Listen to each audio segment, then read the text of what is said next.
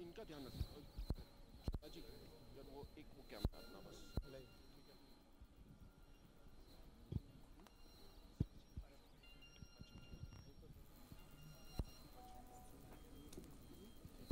जी अजय, जिस तरीके से आप देख रहे हैं प्रधानमंत्री नरेंद्र मोदी आज जब 8:50 पर कपाट खुला है इस मंदिर का, तो सबसे पहले यहाँ पर दर्शनार्थी के रूप में बाबा के दरबार में पहुंचे हैं। और यहाँ पर पहुंचने के बाद प्रधानमंत्री आज रुद्राभिषेक करेंगे। रुद्राभिषेक वो पंचामृत से करेंगे। पंचामृत से जो रुद्राभिषेक होना है उसमें पंचगव्य होता है, पंचामृत होता है, गंगाजल होता है। यहाँ मंदाकिनी का जो मंदाकिनी नदी जो है उसका जल, और साथ ही साथ अन्य तीर्थों से आए हुए जल, और साथ ही साथ शहद, घृत और शक्कर, इन सभी 5 चीज़ों का जो है इसको वो करते हैं, करेंगे। प्रधानमंत्री का यहाँ पर अभी जो मुख्य रावल हैं उन्होंने उनका वो किया है, स्वागत किया है। ये वागीश यहाँ के मुख्य रावल हैं। मैं एक चीज़ और बताना चाहूँगा कि इस मंदिर की विशेषता ये है कि कर्नाटक के जंगम ब्राह्मण जो हैं वो यहाँ के मुख्य पुजारी होते हैं, जिनको रावल कहा जाता है, और वो यहाँ पर पूजा कराते हैं। आदि शंकराचार्य ने इस मंदिर का जीर्णोद्धार कराया था, और ये पूरे भारत को एक सूत्र में पिरोने की उनकी ये कोशिश थी। कर्नाटक और दक्षिण भारत के ब्राह्मण यहाँ के मंदिरों में पूजा कराते हैं, उत्तराखंड के ब्राह्मण पशुपतिनाथ में पूजा कराते हैं। तो कहीं ना कहीं ये पूरे समूचे भारत और नेपाल और अन्य क्षेत्रों में जहाँ पर सनातन संस्कृति के चिन्ह हैं वहाँ पर एक सूत्र में पिरोने का एक विशेष काम करता है। प्रधानमंत्री इस समय मंदिर के जो ये आप दृश्य देख रहे हैं, प्रधानमंत्री गर्भगृह में गए हैं। यहाँ पर एक विशालकाय नंदी की मूर्ति भी है, और मंदिर के अंदर का जो मुख्य द्वार से सटा हुआ द्वार है वहाँ पर जो है वहाँ पे पांडवों की मूर्तियाँ हैं, 5 पांडवों की मूर्तियाँ द्रौपदी के साथ। ऐसा कहा जाता है कि पांडवों के पूर्वजों ने इस मंदिर का निर्माण कराया था, और यहाँ पर जब पांडवों ने अपनी उस स्थिति को वो करने के लिए जब पूरा का पूरा महाभारत खत्म हुआ तो भगवान शिव से उन्होंने आराधना की कि उनके पापों को हरण करने के लिए वो दर्शन दे। तो यहीं पर भगवान लुप्त होते होते उन्होंने उनको दर्शन दिया, और यहाँ पर वो जो महिष का जो पीठ स्वरूप होता है उसमें प्रधानमंत्री नरेंद्र मोदी जो है उसका आज आराधना करेंगे। 12 ज्योतिर्लिंग जो हैं उन 12 ज्योतिर्लिंगों में से ये एक है। केदारनाथ के धाम में जो है जो महिष का जो शिवलिंग है वो प्राकृतिक शिवलिंग है, और प्राकृतिक शिवलिंग पर ही की यहाँ पर पूजा अर्चना की जाती है। प्रधानमंत्री नरेंद्र मोदी इस समय गर्भगृह में पहुँच चुके हैं। एक चीज़ मैं और बताना चाहूँगा कि ये स्वयंभू शिवलिंग अति प्राचीन है। इसकी प्राचीनता का कोई भी ऐतिहासिकता नहीं है, बेहद अनेक किंवदंतियाँ हैं। प्रधानमंत्री इस समय गर्भगृह में मौजूद है, और मुख्य पुजारी जो है यहाँ के जो मुख्य धर्माधिकारी हैं वो यहाँ पर रुद्राभिषेक की प्रक्रिया जो है शुरू कर रहे हैं। ये कहा जाता है कि जलम शिवम प्रियम, सबसे ज़्यादा जो है वो शिव को जल प्रिय हो, परंपरा है उसके हिसाब से घृत का लेपन किया जाता है। स्वयंभू मंदिर जैसा मैं बता रहा हूँ बेहद प्राचीन है, और यहाँ का जो ज्योतिर्लिंग है उसकी ऐतिहासिकता के बारे में अलग अलग बातें हैं अजय। तो प्रधानमंत्री जो कि खुद उनकी साधना का भी स्थल ये क्षेत्र कहीं ना कहीं रहा है, जैसा कि यहाँ के मुख्य पुजारी और अन्य लोग बताते हैं। प्रधानमंत्री का विशेष अनुराग भी रहा है। प्रधानमंत्री जैसे कि यहाँ पर इससे पहले भी एक संघ प्रचारक के रूप में यहाँ के लोग बताते हैं, यहाँ के मुख्य धर्माधिकारियों से जब हमने बातचीत की तो वो काफ़ी एक समय भी उन्होंने गुजारा था, लंबा वक्त यहाँ पर गुजारा था, तो विशेष अनुराग है। और साथ ही साथ प्रधानमंत्री आज एक राष्ट्र के प्रधानमंत्री के रूप में जब यहाँ पर पहले रुद्राभिषेक करेंगे तो कर रहे हैं, तो निश्चित तौर से ये संपूर्ण मानव जाति के कल्याण के लिए, संपूर्ण राष्ट्रीयता के कल्याण के लिए, संपूर्ण भारतवर्ष के कल्याण के लिए और जगत गुरु शंकराचार्य की इस समाधि स्थल से सटे हुए ज्योतिर्लिंग में भारत को एक पुनः जगत गुरु की प्रतिष्ठापना की स्थिति पर पुनर्स्थापित करने की कोशिश के रूप में ये प्रयास देखा जा सकता है, क्योंकि प्रधानमंत्री ये कहते हैं कि वो देश के सेवक हैं और देश के प्रधानमंत्री होने के नाते सर्व कल्याण की भावना से सर्वे संतु निरामया सर्वे भवन्तु सुखना सर्वे संतु निरामया की भावना से, सर्व कल्याण की भावना से वो यहाँ पर आज पहुँचे हैं और देश के प्रतिनिधित्व के रूप में, देश के प्रतिनिधि के रूप में वो यहाँ पर आकर भगवान शिव के दरबार में पहुँचे हैं और रुद्राभिषेक कर रहे हैं। अगर देखें तो यहाँ पे एक चीज़ मैं और बताना चाहूँगा कि अलग अलग पद्धतियाँ हैं। अश्विनी, अगर हम आपसे ये समझ पाएं कि 2 साल पहले जब ये केदारनाथ का पूरा जो क्षेत्र था जी, बाढ़ में तो पूरी तरह से क्षतिग्रस्त हो गया था। जो बाढ़ का पानी था वो जो कपाट इस वक्त हम देख पा रहे हैं उसमें प्रवेश कर गया था और जहाँ पर इस वक्त गर्भगृह में पूजा हो रही है पूरी तरह से ये पूरा इलाका क्षत विक्षत हो गया था। बाद में ऐसा लग रहा है कि बाद में जीर्णोद्धार किया गया है और थोड़ी सी सुविधाओं के बारे में बताया। जो आम जनता, जो भक्तजन है वो जाएंगे क्या वापस या उससे भी बेहतर तरीके से अब प्रतिष्ठापित हो चुके हैं भगवान शिव? हाँ अजय, निश्चित तौर से हम ये बताना चाहेंगे कि जब ये आपदा आई तो एक दैवीय और चमत्कारिक स्थिति ये रही कि मंदिर के ठीक पीछे, उसे अब भीमशिला के नाम से भी कहा जाता है, वहाँ पर एक बड़ी चट्टान आकर मंदिर की ठीक पूरी लंबाई के बराबर वो टिक गई और पूरा का पूरा मंदिर जो जलधारा थी उसको उसने जो है डाइवर्ट कर दिया, वहाँ से जलधारा वहाँ से विमुख हो गई और मंदिर पूरी तरह से लगभग सुरक्षित रहा। आंशिक तौर से मंदिर का जो अग्रभाग है उसको जो है क्षति पहुंची थी, लेकिन मंदिर का गर्भगृह, मंदिर का जो संपूर्ण क्षेत्र है वो पूरी तरह से बचा रहा इतनी भीषण आपदा आने के बाद भी। और लोग ये मानते हैं कि ये कहीं ना कहीं दैवीय चमत्कार था और ये दैवीय चमत्कार की ही परिणति है। कितनी विशाल प्राकृतिक आपदा आ जाने के बावजूद भी मंदिर का बाल बांका भी नहीं और मंदिर उसी पुनः स्थिति में बना हुआ है। वो शिला अभी भी है, शिला उसी स्थान पर है और शिला की आप देखेंगे तो वो जब पूरी आपदा में शिला एक बेहद वेग से आई होगी और उसको ठीक मंदिर के पहले ही किसी अन्य शिला से रुक जाना, इसको लोग निश्चित तौर से दैवी चमत्कार के रूप में मान के चलते हैं और मंदिर के सुरक्षित होने की एक प्रमुख वजह मानते हैं, क्योंकि जो जलधारा थी उसको यहाँ से डाइवर्ट हो जाने के लिए उतने में पर्याप्त था। तो अग्रभाग जो हुआ था क्षतिग्रस्त, वो कहीं ना कहीं एकदम पूरी तरह से उसको सुसज्जित कर दिया गया है और अमरनाथ यात्रा आज से कपाट खुलने के बाद अनवरत शुरू होगी। पूरे गौरीकुंड से लेकर अलग अलग स्थानों पर सभी तरह की सुविधाएं दी गई हैं, सभी तरह के छोटे मोटे अस्पतालों की स्थापना की गई है और अन्य सभी सुविधाएं ऐसी दी गई हैं जिससे तीर्थयात्रियों को किसी तरीके की भी कोई भी असुविधा न हो। इस समय जैसे मैं अजय बता रहा था कि यहाँ की जो मंदिर परंपरा है जी बताएं। अजय बता रहा था कि यहाँ की जो मंदिर परंपरा है जी बताएं। आप उससे पहले आप गौरीकुंड में भी थे और जहाँ की जो पैदल यात्रा है आप बता रहे थे, वहाँ पर आपने भक्तों से बात भी की थी। तो वहाँ से जो पैदल यात्रा है वो कितनी दुर्गम या आसान है इस वक्त और क्या दूसरी सुविधाएं भी हैं लोगों को मुख्य मंदिर तक पहुँचने के लिए? अजय, आपदा के बाद जो पुराना मार्ग था वो तो लगभग टूट गया, लेकिन बड़ी तेजी से नए मार्ग को स्थापित किया गया और उस नए मार्ग पर कमोबेश वो सारी सुविधाएं अमूलचूल आधारभूत सुविधाएं हैं जो तीर्थयात्रियों के लिए आती हैं। जगह जगह पर ये तकरीबन 16 किलोमीटर का जो मार्ग है उसमें जो है छोटे मोटे अस्पतालों की स्थापना की गई है, डिस्पेंसरीज की स्थापना की गई है। हम आते हुए हमने देखा कि वहाँ पर पेयजल की व्यवस्था है, चिकित्सा की व्यवस्था है, फर्स्ट एड की व्यवस्था और साथ ही साथ छोटे छोटे शिविर भी लगाए गए हैं जहाँ पर लोग विश्राम कर सकते हैं। हाँ, एक चीज़ ये है कि इस नए मार्ग में कई जगहों पर अभी भी बर्फ़ जमी हुई है, लेकिन उस बर्फ़ को हटाने का काम भी बड़ी तेज़ी से चल रहा है और वो जैसे जैसे यात्रा गति में आएगी और जैसे जैसे यहाँ के मौसम में भी सुधार होगा उस निर्विघ्न तरीके से संपन्न कराने की पूरी कोशिश की जाएगी। यात्रा पूरी तरह से निर्विघ्न कराने के लिए प्रशासनिक स्तर पर समस्त इंतजाम किए गए हैं और सभी आप ये मान के चलिए कि जिस तरीके से आपदा आई थी उस तरीके से जिस तरीके से तेजी से पुनर्निर्माण इस पूरे क्षेत्र में हुआ है, बहुत सारी मूलभूत सुविधाएं अभी नहीं है, जैसे बैंकिंग की सुविधाएं, अन्य चीज़ें अभी तक यहाँ पर नहीं पहुँच पाई हैं। गौरीकुंड से लेकर केदारनाथ धाम तक भी अभी आप पाएंगे तो कोई एक ATM भी नहीं है, लेकिन सोनकुंड तक ये सब सारी सुविधाएं हैं जहाँ पर जहाँ से लोगों के आने का जो है मार्ग सुनिश्चित होता है। लेकिन इतनी बड़ी आपदा के बाद सारी चीज़ों को पुनर्स्थापित कर पाना भी एक बड़ी चुनौती थी, लेकिन अभी भी यहाँ पर ऐसी व्यवस्था है कि निर्विघ्न तरीके से बगैर किसी असुविधा के लोग आ सकते हैं। और ये एक चीज़ मैं और कहूँगा कि जब कपाट खुलते ही प्रधानमंत्री नरेंद्र मोदी पहुँचे हैं यहाँ पर रुद्राभिषेक करने के लिए, दर्शन करने के लिए, तो ये कहीं ना कहीं इस यात्रा को एक मोमेंटम भी देगा। मोमेंटम इसलिए देगा क्योंकि जब कोई विशिष्ट व्यक्ति पहुँचता है तो वो लोगों के बेहद आकर्षण का केंद्र और आस्था का केंद्र और आध्यात्मिक केंद्र तो केदारनाथ धाम है ही, लेकिन जब खुद प्रधानमंत्री भी वहाँ पर पहुँचते हैं तो पूरा का पूरा मशीनरी जो भी होता है नीचे से ऊपर तक वो पूरी तरह से मोबिलाइज भी हो जाता है। और यात्रा की शुरुआत के समय ही आप ये समझिए कि वो सारी सुविधाएं, मैं किसी तरीके की कोई अन्य टिप्पणी नहीं कर रहा हूँ, लेकिन वो सुविधाएं जो 1-2 दिन में होती वो पूरी की पूरी मुकम्मल हो चुकी हैं।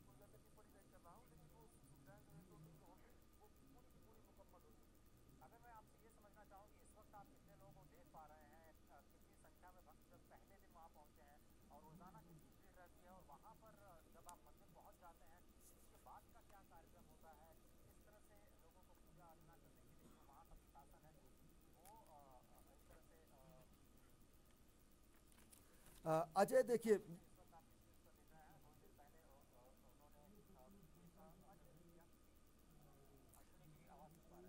हाँ अजय, हम बताना चाहें कि प्रधानमंत्री नरेंद्र मोदी इस समय गर्भगृह में ही है और रुद्राभिषेक वो कर रहे हैं। रुद्राभिषेक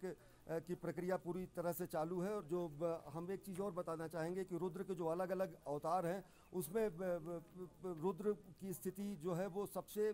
देवों में महादेव की स्थिति कही जाती है। सभी देवताओं को देवता कहा जाता है, देव कहा जाता है, लेकिन इनको महादेव कहा जाता है, देवाधिपति कहा जाता है। इनके मंत्रों को भी महामंत्र कहा जाता है, इनके मंत्र को भी महामृत्युंजय मंत्र कहा जाता है। तो वैसे ही अगर अमरनाथ यात्रा की दर्शन को भी आप कहें तो एक महाअभियान के सलीके से आप ले सकते हैं, क्योंकि बेहद दुर्गम है, बहुत दुष्कर है, लेकिन ये लोगों की अपनी आस्था और भक्ति की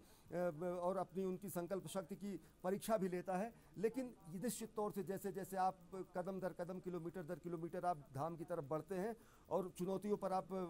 विजय पाते जाते हैं, तो आपके आत्मविश्वास में ऐसे बढ़ता है वो आत्मविश्वास।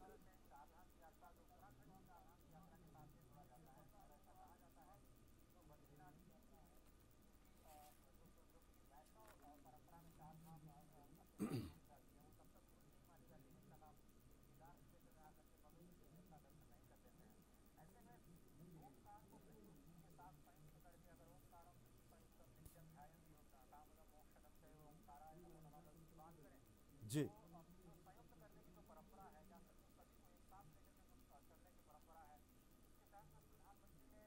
जैसा कि आपने कहा राष्ट्र को एक करने के लिए आज जरूर प्रार्थना की होगी। पंजाबी राज्य के लिहाज से चारधाम यात्रा को और बेहतर बनाने के लिए जो वहाँ पर नेशनल हाईवे के निर्माण जी जो फैसला है, बड़ा फैसला लिया गया, इसके बाद में जो पहली यात्रा है तो जरूर आपको असर वहाँ दिख रहा होगा। जिस तरह से आप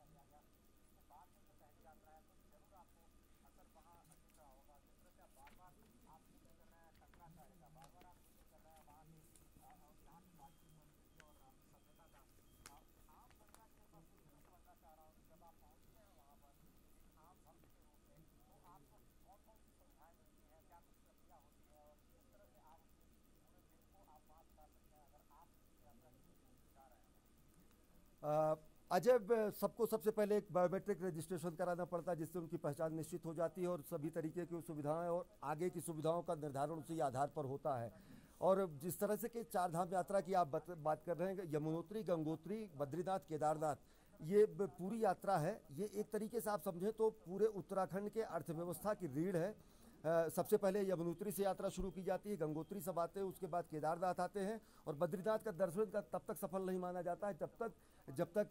केदारनाथ के दर्शन नहीं किए जाते हैं। और ये कहीं ना कहीं वैष्णव परंपरा और शैव परंपरा जो कि आदिकाल में कहीं ना कहीं एक परस्पर प्रतिद्वंद्वी परंपरा हुआ करती थी, उनके समन्वय की कोशिश है। और साथ ही साथ शंकराचार्य का, जिनका मैं जिक्र कर रहा था, जिन्होंने चारों धामों की स्थापना की, देश के चारों स्थानों पर चारों महातीर्थों की स्थापना की और देश को एक सूत्र में स्थापित किया, वो कहीं ना कहीं एक ऐसा अद्वितीय और युगांतकारी क्षण था जब सनातन धर्म की एक बार फिर से पुनर्स्थापना हुई, क्योंकि उसके पहले बौद्ध परंपरा और जैन परंपरा और अन्य परंपराएं जो है भारतीय संस्कृति पर और इस सनातन संस्कृति पर हावी होती जा रही थी। तो भारतीय पुनर्स्थापना के रूप में भारतीयता को सनातन संस्कृति को एक सूत्र में पिरोने के रूप में चारों धामों को एक साथ रोक, केदारनाथ से अगर देखें तो रामेश्वरम तक, सोमनाथ से अगर देखें तो बैजनाथ धाम और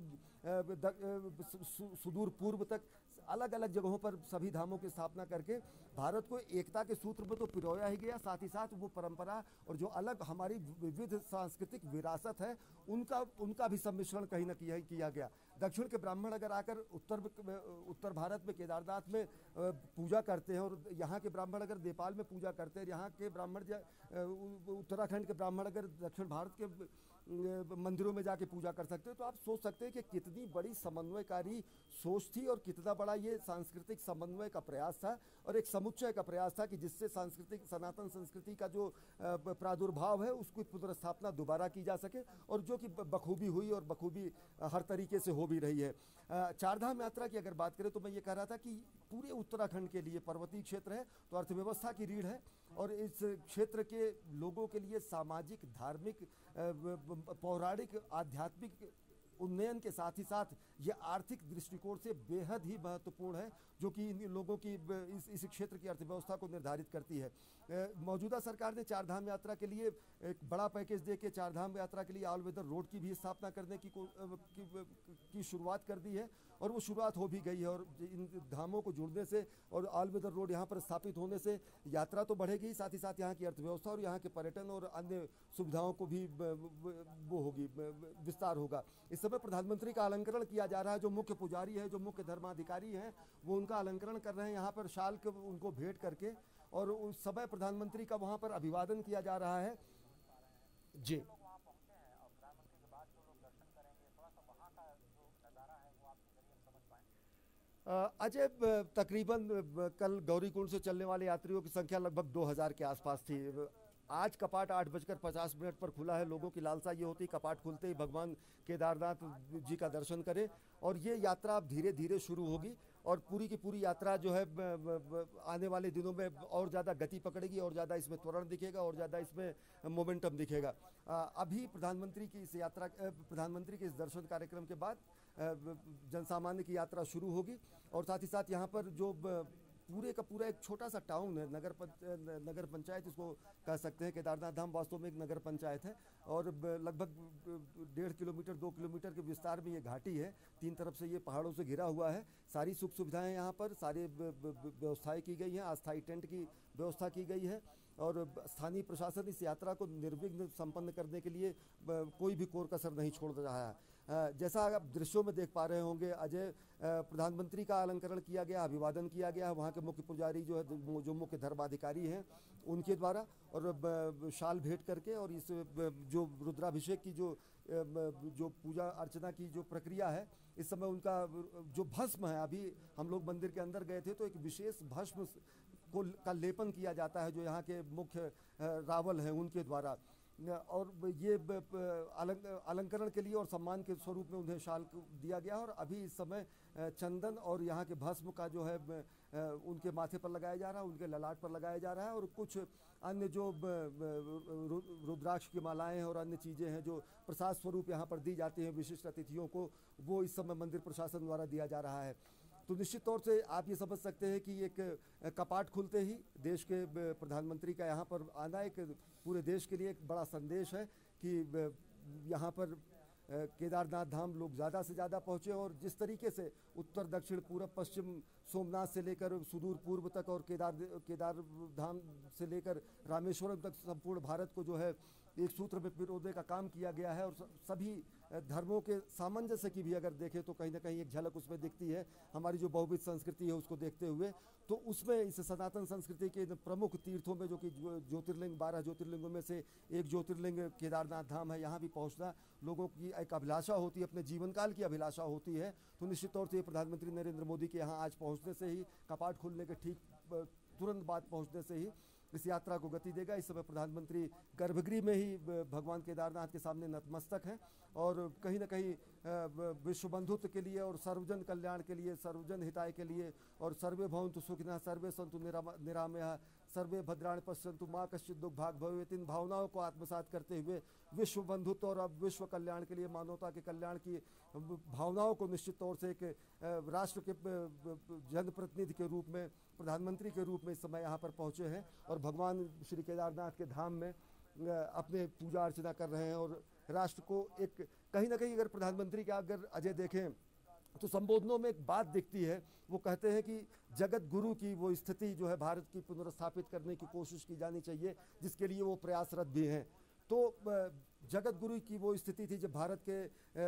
मेधा का, जब भारत के विज्ञान का, जब भारत की ज्योतिष का, जब भारत के वैज्ञानिक क्षेत्रों का, भारत शोधों का स्वर्णकाल था। तो कहीं ना कहीं जी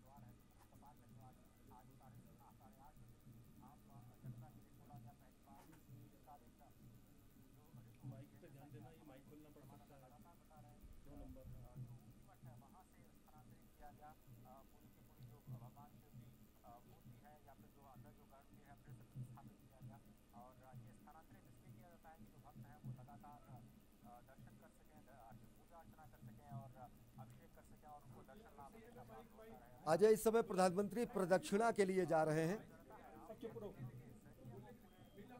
मंत्र का अंदर का मंत्र का देखिए ना, इसको चेक कर लीजिए। वो सुनाई दे रहा है, क्यों परेशान हो रहा है? सही है ना, तो वही बोलिए ना, मैं जा रहा हूँ, बोलेंगे, हो सकता है इसमें तो अंदर मंदिर का मिल रहा था मंत्र का। ठीक है, ले जा रहा हूँ सर, ऑन है सब कुछ।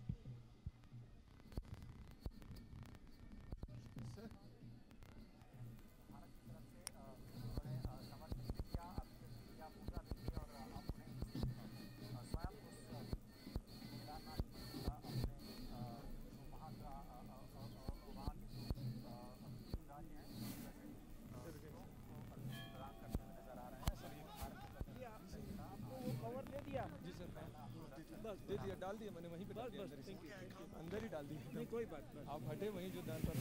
सुनवाई का रेडी अंदर मंत्र का इसी से पूरा मिला अच्छे से सर। मैं लेकर अंदर ही खड़ा हो गया, बहुत अच्छा हुआ पूरा मंत्र मैं सुन रहा था। अच्छा मंत्र का लेकर अंदर खड़ा था ना भाई।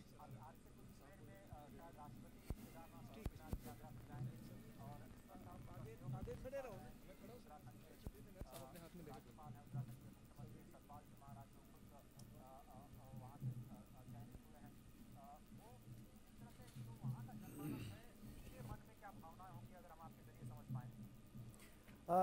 अजय, जनमानस की अगर बात करें तो प्रधानमंत्री के यहाँ आने से बेहद जो लोग हैं वो बेहद खुश हैं। लोगों को ये लगता है कि देश के पहले प्रधानमंत्री हैं जो सनातन हिंदू संस्कृति के जितने प्रतीक हैं वहाँ पर जाने में कोई हिचक नहीं करते हैं। साथ ही साथ प्रधानमंत्री नरेंद्र मोदी भगवान शिव के जो है वो अनन्य भक्त भी हैं। यहाँ के लोगों की और यहाँ के जो मुख्य धर्माधिकारी और पुजारी हैं उनकी अगर बात माने तो प्रधानमंत्री नरेंद्र मोदी ने यहाँ पर मुख्यमंत्री होने के पूर्व के समय में काफ़ी एक लंबा वक्त जो है यहाँ से 2 किलोमीटर दूरी पर गौरी चट्टी का स्थान है, वहाँ पर उन्होंने काफ़ी लंबा वक्त भी गुजारा था। तो इस समय आप देख रहे हैं कि प्रधानमंत्री को अलग अलग स्मृति चिन्ह दिए जा रहे हैं। तो प्रधानमंत्री का एक विशेष अनुराग, क्योंकि काशी विश्वनाथ से प्रतिनिधि होना और केदारनाथ में आके पूजन करना और सोमनाथ के प्रति अपनी कृतज्ञता ज्ञापित करना और सभी ज्योतिर्लिंगों का पशुपतिनाथ से लेकर रामेश्वरम तक एक सूत्र में सब जगह पर पिरोने का काम करना और सर्वजन हिताय सर्वजन सुखाय और सबका साथ सबका विकास का जो मूल मंत्र वो देते हैं, तो कहीं ना कहीं वो भारतीय सनातन संस्कृति की वो मूल मंत्र का ही वो उन्हीं मूल मंत्रों का निचोड़ है, जिसमें विश्व बंधुत्व की बात कही जाती है, जिसमें सर्व कल्याण की बात कही जाती है और जिसमें ये कहा जाता है कि सबके भले के साथ हमारा भी भला हो, क्योंकि अकेली हिंदू संस्कृति ऐसी है, सनातन संस्कृति ऐसी है जो सबके कल्याण के साथ साथ अपने कल्याण की बात कहती है। तो इस समय प्रधानमंत्री खुद मंदिर के सामने जो है अन्य लोगों से अभिवादन स्वीकार कर रहे हैं, जो वहाँ पर लोग मौजूद हैं। मुख्यमंत्री त्रिवेंद्र सिंह रावत, धर्मार्थ कार्य मंत्री, पर्यटन मंत्री सतपाल जी महाराज, राज्यपाल उत्तराखंड और साथ ही साथ अन्य कई गणमान्य व्यक्ति भी इस समय प्रधानमंत्री के साथ हैं वहाँ पर। और मुख्य जो धर्माधिकारी पुजारी और मुख्य वहाँ के जो वागीश जो हैं, जो रावल हैं, जो पुजारी हैं, तो जो जंगम ब्राह्मण होते हैं, कर्नाटक मैसूर के होते हैं, तो वो सब इस समय वहाँ पर मौजूद हैं। और कहीं ना कहीं अन्य मीडिया के लिए एक फोटोग्राफी और फोटो आप की अपॉर्चुनिटी है, लोग वहाँ पर उपस्थित हैं। तो निश्चित तौर से आज ही कपाट खुलने के बाद प्रधानमंत्री के यहाँ पर पहुँचना, रुद्राभिषेक करना और यहाँ के लोगों से को एक संदेश देना और संपूर्ण देश को एक संदेश देना कि कितनी भी दुष्कर और दुसाध्य परिस्थितियों में जो है उनको सरल करने के लिए सरकार प्रयासरत है। 4 धाम यात्रा के तहत चारों धाम को एक साथ जोड़ने के लिए प्रयासरत है और जो कठिनाई कभी एक वक्त में हुआ करती थी इन धामों पर पहुंचने के लिए, सभी सहूलियतें फराहम करके उपस्थित कराकर एक सहज सुविधाजनक स्थितियां होंगी केदारनाथ धाम से लेकर अन्य धाम तक। इस समय अभिवादन स्वीकार कर रहे हैं प्रधानमंत्री नरेंद्र मोदी वहाँ पर उपस्थित जन समुदाय से जो श्रद्धालु पहुँचे हैं भगवान श्री केदारनाथ के दर्शन के लिए। जी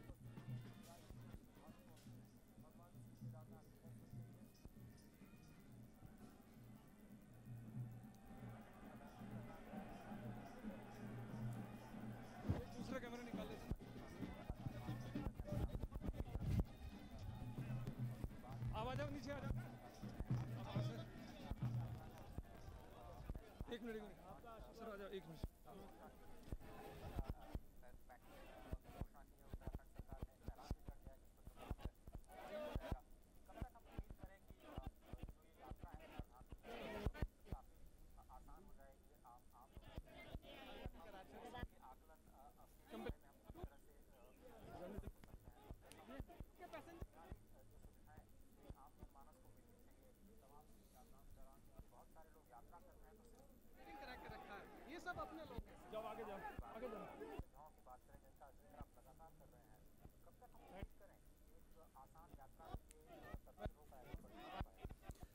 आज निश्चित तौर से जो प्रयास किया जा रहा है मौजूदा सरकार, केंद्र सरकार के द्वारा 4 धाम यात्रा को 12मासी ऑल वेदर रोड से जोड़ने के लिए, तो वो एक जब उसकी परिणति होगी, जब वो संपन्न हो जाएगा, जब वो बनेगा, आंशिक रूप से उसके कार्य शुरू हुए हैं, लेकिन एक पर्वतीय क्षेत्र है, भौगोलिक चुनौतियां हैं, साथ ही साथ अन्य जो चुनौतियां हैं, पर्यावरणीय स्थितियां हैं, उनके अनुकूल एक लंबा वक्त लग सकता है इनको जोड़ने में और ये सुविधाजनक स्थिति से 4 धाम यात्रा को ऑल वेदर रोड से जोड़ने में। लेकिन अभी अगर केदारनाथ धाम की यात्रा की बात करें तो ये अन्य धाम की यात्रा से और ज़्यादा दुष्कर, दुसाध्य और साथ ही साथ चुनौतीपूर्ण है। लेकिन जो अभी भी स्थानीय प्रशासन और राज्य सरकार द्वारा यहाँ पर स्थितियाँ और सुविधाएं दी गई हैं, वो कहीं ना कहीं पर्याप्त हैं लोगों के लिए और लोग उन सुविधाओं से संतुष्ट भी दिखते हैं, लेकिन सुविधाओं को ज़्यादा से ज़्यादा किया जाना अपेक्षित होता है और उस अपेक्षा पे राज्य सरकार को अभी और ज़्यादा काम किए जाने की ज़रूरत है। इस समय प्रधानमंत्री अभिवादन स्वीकार कर रहे हैं। तकरीबन यहाँ पर 5000 के आसपास कल इकट्ठा हुए थे अमरनाथ यात्री, यहाँ पर माफ़ करिएगा केदारनाथ धाम के यात्री यात्रा करने के लिए। और इस समय प्रधानमंत्री सारे भक्तों का, सारे श्रद्धालुओं का अभिवादन स्वीकार कर रहे हैं। जी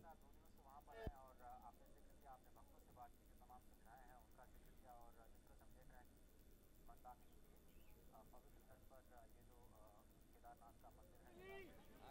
जी और शैव परंपरा जो सनातन धर्म में उसका स्थान रखता है उसका डिस्कशन किया जाता है कि शादी के बाद जब वहाँ से महावीर तो फिर उसका नाम की जगह पर रहने लगे थे उन्होंने पांडवों को अपना दर्शन दिए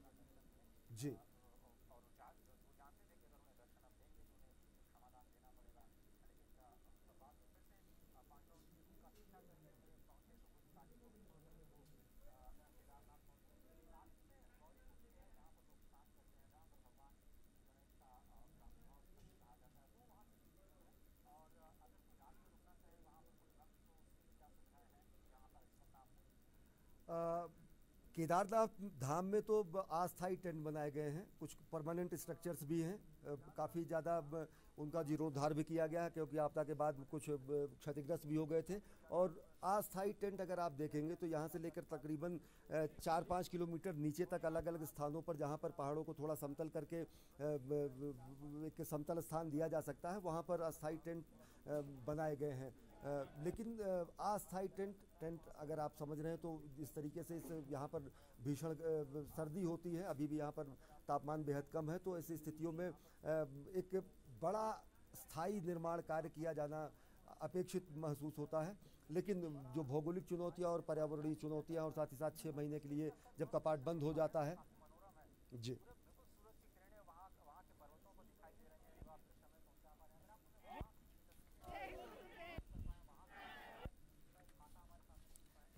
आप जी अजय अगर देखें तो ये हिमालय की गोद का सीधा सीधा आप दृश्य देख रहे हैं। ऊपर जो है वो हिमाद्रि तुंग श्रृंग जिसको कहा जाता है वो है, हिमालय की तुंग श्रृंग हैं, बड़ी बड़ी ऊंची ऊंची पहाड़ियाँ हैं, चोटियाँ हैं। और एक बार मैं यहाँ पर लोभ संवरण नहीं कर पा रहा हूँ कि जो कवियों ने व्याख्यायित किया है कि हिमाद्रि तुंग श्रृंग से प्रबुद्ध शुद्ध भारती, स्वयं प्रभा समुज्ज्वला स्वतंत्रता पुकारती, अमर्त वीर पुत्र हो दृढ़ प्रतिज्ञ सोच लो, सुपंथ हो जयी बनो बढ़े चलो बढ़े चलो। तो अगर सुपंथ होकर जयी बनने के लिए दृढ़ इच्छा शक्ति लेकर किसी भी पथ पर आदमी बढ़ता है, चाहे वो पर्वतीय क्षेत्र पर हो, चाहे वो समतल क्षेत्र हो, चाहे वो अभियान हो, चाहे वो महाअभियान हो, चाहे वो क्षेत्रीय स्थितियां हो, या वो चाहे आंतरिक आध्यात्मिक उन्नति की कोशिश हो, तो उसमें ये सर्वोच्च स्थान है केदारनाथ घाटी। और केदारनाथ घाटी के बारे में मैं बताऊं, ये विभूतियों का स्थल रहा है। भगवान आदि गुरु शंकराचार्य तो यहाँ रहे ही हैं, साथ ही साथ ऋषियों मुनियों देवताओं की ये तपस्थली रहा है। महान विभूतियों ने यहाँ पर आध्यात्मिक शक्तियाँ अर्जित की है। और निश्चित तौर से मैं ये कहूँगा अगर इन दृश्यों को भी अगर आप देखें तो चारों तरफ से 3 पर्वत श्रृंखलाएं और उनमें ये केदार घाटी निश्चित तौर से एक ऐसी ऊर्जा, आध्यात्मिक ऊर्जा की अनुभूति कराता है व्यक्तियों को कि खुद ही व्यक्ति सभी आध्यात्मिक, आदिदैविक, आधिभौतिक दुखों से कहीं न कहीं दूर होकर अपनी आध्यात्मिक उन्नति करने की कोशिश में अगर वो लगता है तो उसको यहाँ पर विशिष्ट शांति मिलती है।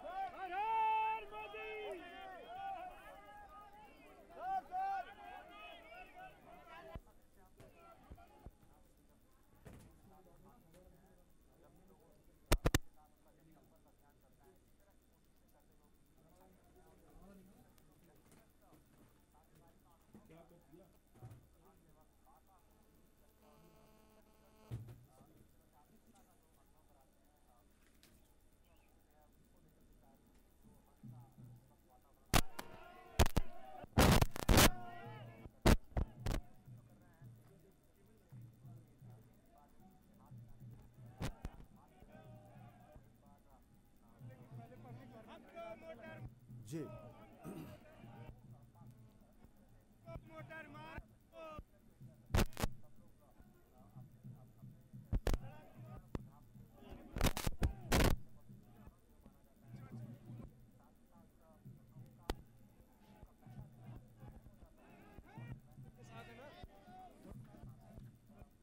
जी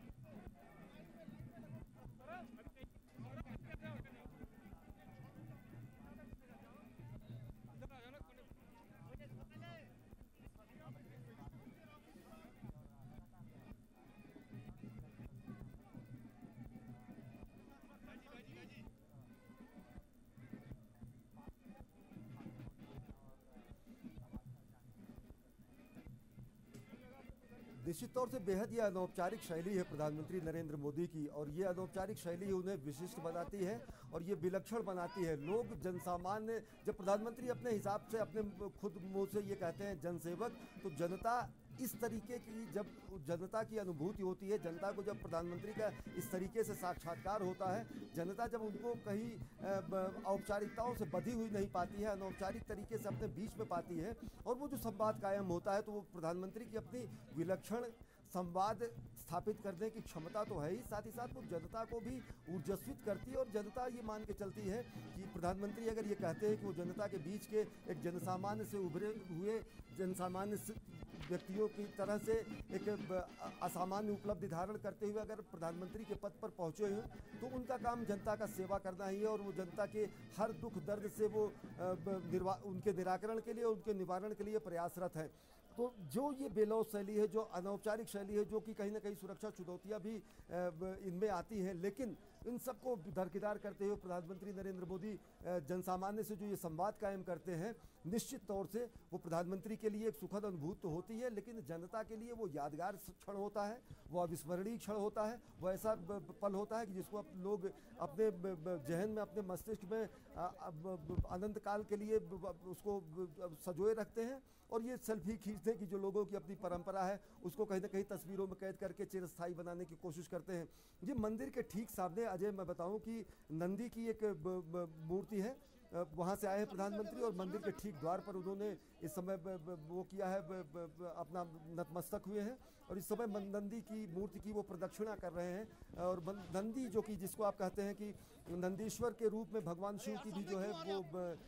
एक रुद्र अवतार उनका नंदीश्वर के रूप में भी रहा है, जो उनका वाहन है वो भी नंदी है। एक चीज़ और अजय मैं बताना चाहूँगा, शिव का जो परिवार है वो बताना यहाँ बेहद ज़रूरी होगा। शिव नंदी पर चलते हैं, पुत्र उनके जो हैं वो गणेश चूहे पे चलते हैं, माता पार्वती का वाहन जो है वो कहीं ना कहीं सिंह बताया जाता है, कार्तिकेय जो है वो मोर पे चलते हैं, भगवान शंकर अपने में गले में सांप को जो है वो धारण करते हैं। मोर सांप का जो संबंध है उसको आप समझ सकते हैं कि अजीब टाइप का है। शिव अपने में विरोधाभासों का समुच्चय है, शिव का परिवार अपने आप में विरोधाभासों का समुच्चय है, शिव का परिवार अपने आप में सत्यम शिवम सुंदरम का जो है वो प्रतीक है। साथ ही साथ जो अलग अलग जो विविध संस्कृतियां हैं, जो शिव के गण हैं, जो शिव के सेवक हैं, जो शिव की परंपरा के अलग अलग शैव मतावलंबी हैं, उनकी स्थितियों को अगर आप देखें तो ये एक ऐसे देव हैं, देवाधिदेव हैं, जिनके सामने अन्य देव भी नतमस्तक होते हैं। और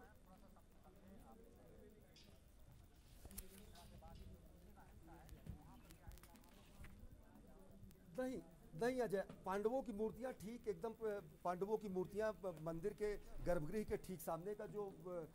निर्माण भवन है वहां पर है। इस समय प्रधानमंत्री मंदिर की ही प्रदक्षिणा कर रहे हैं। मंदिर जो है ये चौसर वो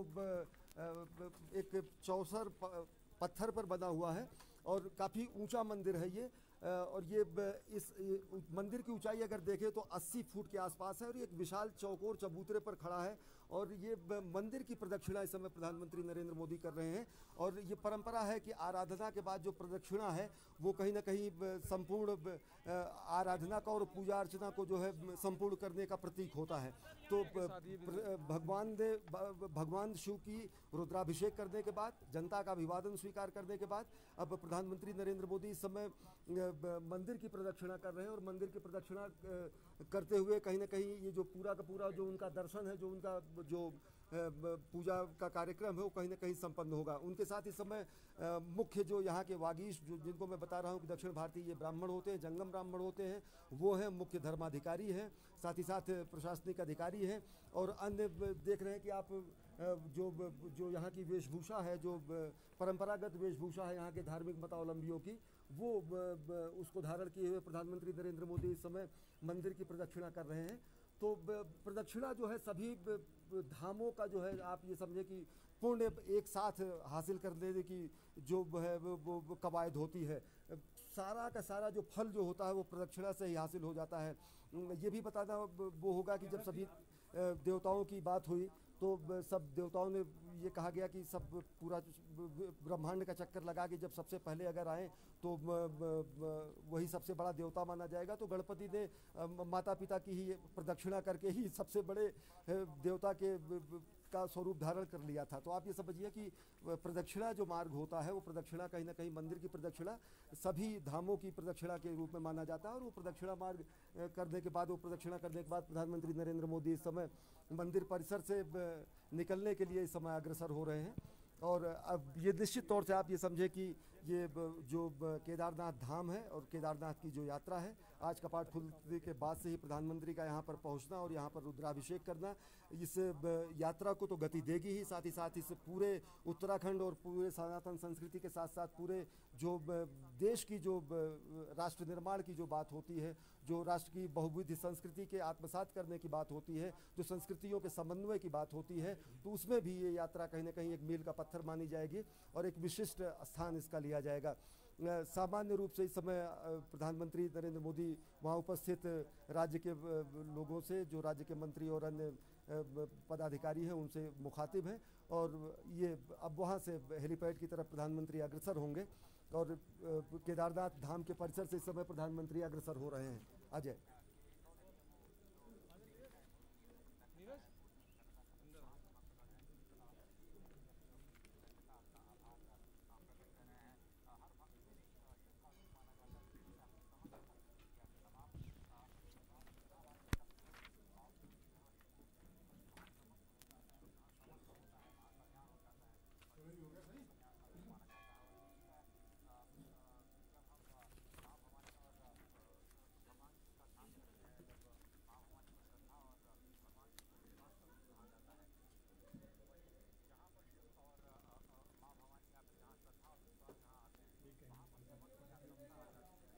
जी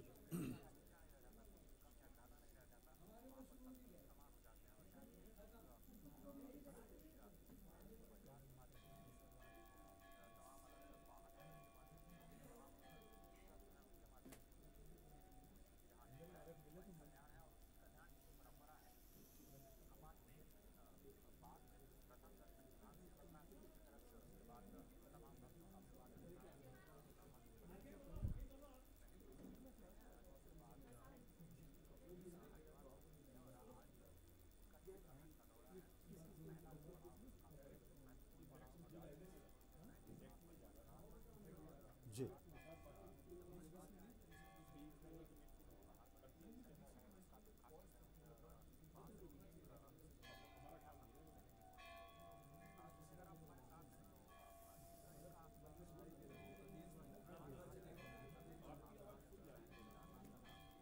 जी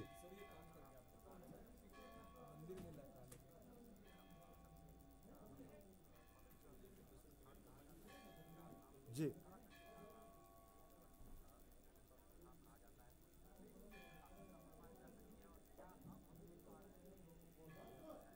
जी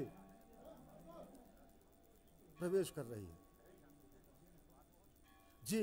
कपाट जो है जन सामान्य के लिए खुल चुके हैं। प्रधानमंत्री नरेंद्र मोदी यहाँ से हेलीपैड के लिए रवाना हो चुके हैं और घंटा ध्वनि जो आपको सुनाई पड़ रही, जो इस समय आपको मंदिर की घंटा ध्वनि सुनाई पड़ रही है, ये हर हर महादेव और ओम नमः शिवाय जो ये शिव का महास्तोत्र है, उसको आप साफ तरीके से लोगों पे यहाँ के अभिषेक को सुन सकते होंगे और देख सकते होंगे। और आम जनता जो कि यहाँ पर कल ही पहुँच गई थी, तकरीबन जनता की श्रद्धालुओं की अगर बात करें, यहाँ पर तीर्थयात्रियों की अगर बात करें तो तकरीबन 5000 के आसपास लोग कपाट खुलने के पहले ही पहुँच गए थे। तो अब मंदिर का कपाट जो है वो जनसामान्य के लिए, आम श्रद्धालुओं के लिए, तीर्थयात्रियों के लिए खुल चुका है और कोई इसमें किसी तरीके का कोई विघ्न नहीं था। 8:50 पर कपाट खुला था। प्रधानमंत्री के आगमन तक जो, क्योंकि 6 महीने तक अजय ये पूरी का पूरा ये स्थान जो है शीतकालीन प्रवास भगवान का कहीं नीचे ऊखी मठ में होता है, तो मंदिर के अंदर की साफ सफाई 8:50 से लेकर तकरीबन 9:15 बजे तक, 9:20 तक होती रही और प्रधानमंत्री का आगमन लगभग 9:30 के आसपास हुआ। तो सुरक्षा कारणों से उस समय जनसामान्य का आगमन नहीं हो सका रहा, लेकिन वो पूरी केवल पूजा अर्चना और मंदिर का कपाट खुलना और उसकी साफ सफाई होना और विधिवत उसका श्रृंगार करना, उनका घृत लेपन, चंदन लेपन, अन्य चीज़ों को करने में ही उतना वहाँ पर होना, और उसके बाद प्रधानमंत्री का आना रहा। और अब कपाट जो है वो खुल चुका है जनसामान्य के लिए, और जनसामान्य यहाँ पर दर्शन करने के लिए मंदिर में प्रवेश कर रही है। तो निश्चित तौर से आप ये मान के चलिए कि ये अद्भुत क्षण होता है तीर्थयात्रियों के लिए, जो देश के अलग अलग कोने से आते हैं और देश के अलग अलग कोने से आकर यहाँ पर अपने मनोरथ को पूर्ण करने के लिए आते हैं। क्योंकि औढ़रदानी, अघोरेश्वर, महादेवाधिदेव शंकर, महादेव ऐसे ही देवता हैं जिनको औढ़रदानी कहा जाता है, जो सबसे बड़े दानदानी हैं, और वो सब